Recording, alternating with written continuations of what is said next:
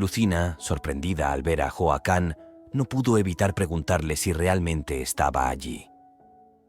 Acercándose a ella, Hakan confirmó que efectivamente estaba allí y se preocupó de inmediato por su bienestar.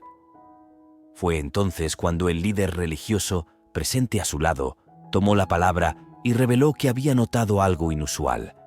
Mencionó la desaparición del poder divino que una vez habitó en Lucina, insinuando que Marisa lo había robado. También mencionó que Marisa parecía haber absorbido mucho más del poder de Lucina de lo que habían supuesto. Ante esta revelación, Hakan quedó sin palabras, desconcertado por la noticia. El líder religioso continuó expresando su preocupación por el sufrimiento que Lucina había soportado tras esa pérdida, refiriéndose al gran peso que representaba la maternidad de un hijo dragón y subrayando el milagro de su supervivencia. Lucina, tomando conciencia de la situación, mencionó el collar que el líder religioso le había regalado, el cual parecía haber jugado un papel vital en su supervivencia. Explicó que, a pesar de estar envuelta en la magia negra de Marisa, una luz benevolente había emanado del collar. Hakan, abrumado por la ira y el remordimiento, se culpó por todo lo que había sucedido.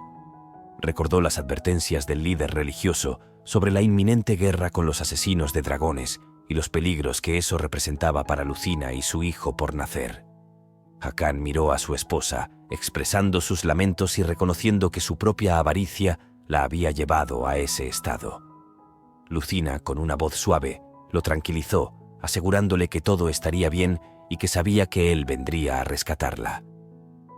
De repente, su mano se deslizó instintivamente sobre su vientre, pero se sorprendió al no sentir la presencia del bebé en ella. Preguntando, quiso saber dónde estaba su hijo. El líder religioso le recordó que Marisa lo había llevado antes de su llegada. Desconcertada, Lucina los interrogó y quiso saber por qué no recordaba nada. El líder religioso sugirió que el dolor podría ser la causa de su pérdida de memoria. Lucina dirigió su mirada hacia Joacán, buscando confirmación. Incrédula, se negaba a aceptar esa realidad, convencida de que su hijo no podía haber desaparecido. Las lágrimas corrían por sus mejillas mientras les suplicaba que encontraran a su bebé.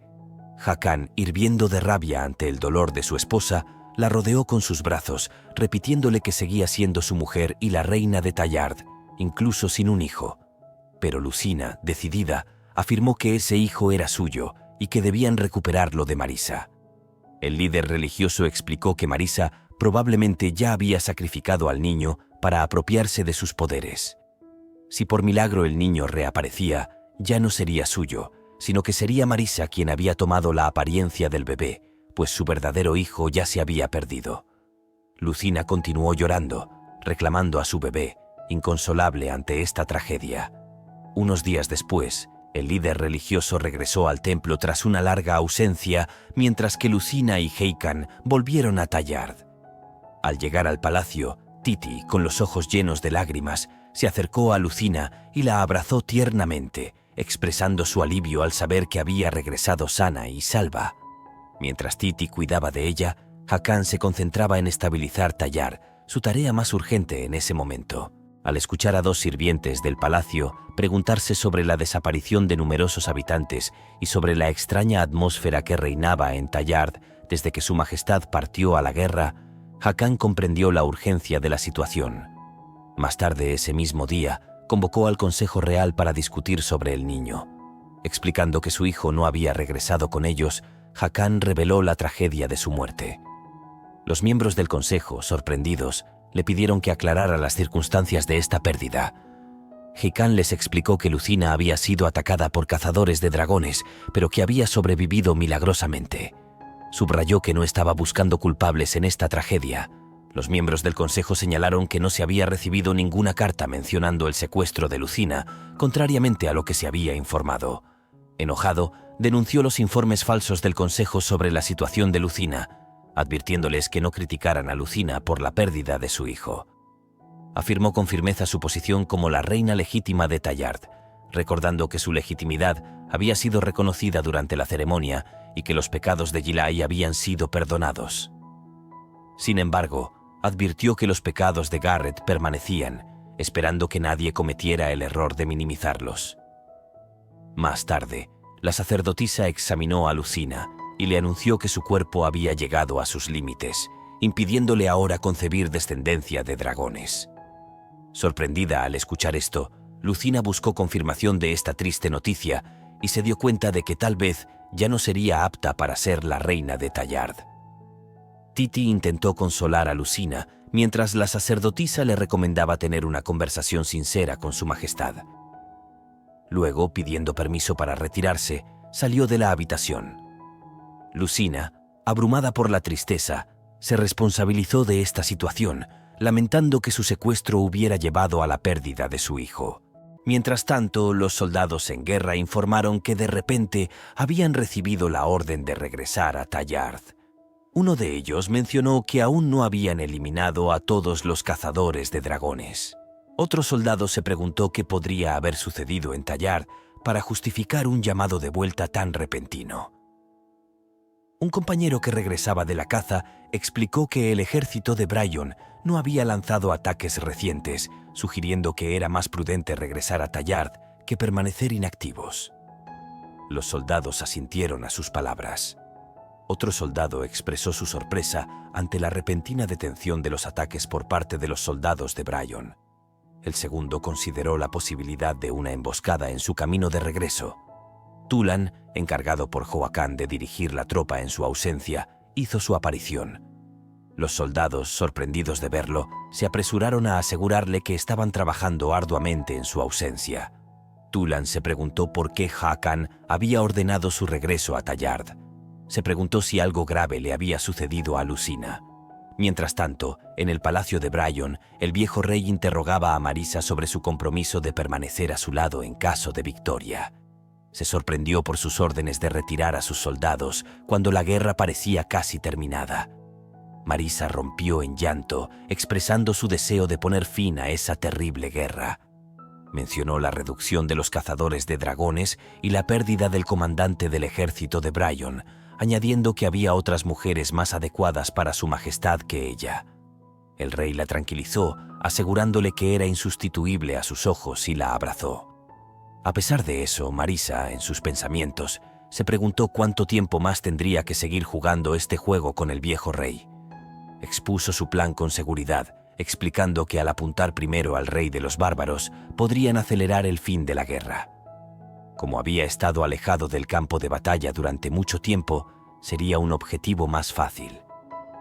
Marisa predijo que la caída de Tallard seguiría inevitablemente a la muerte de su gran rey.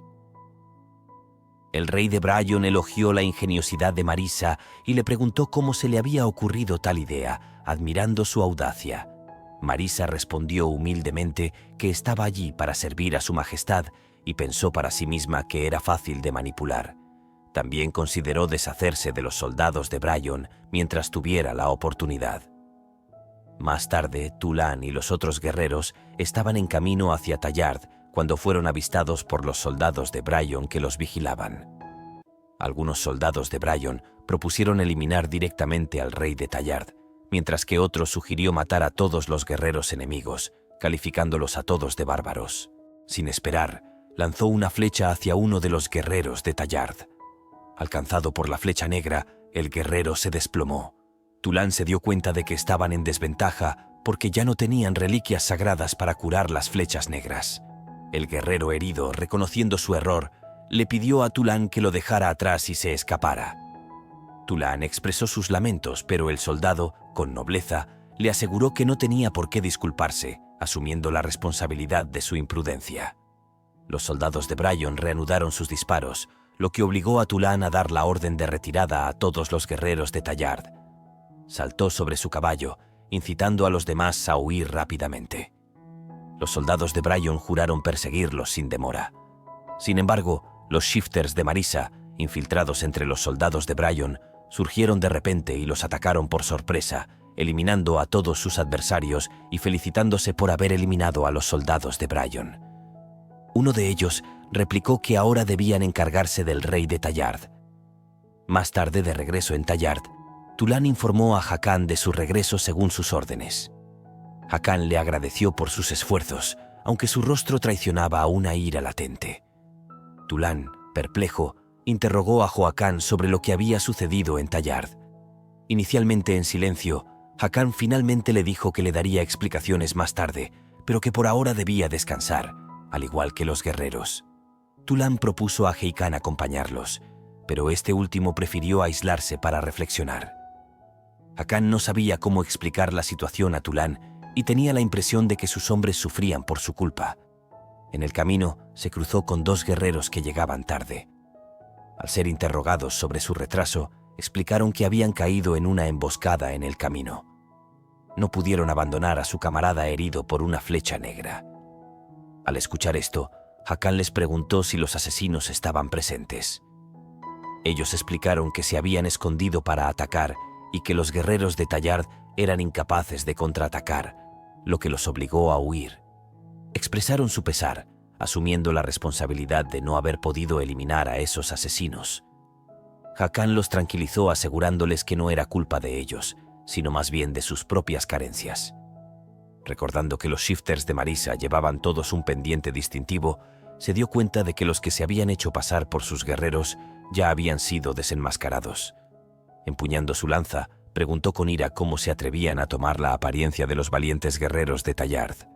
De repente, otro shifter surgió detrás de él y lo apuñaló por la espalda con una flecha negra.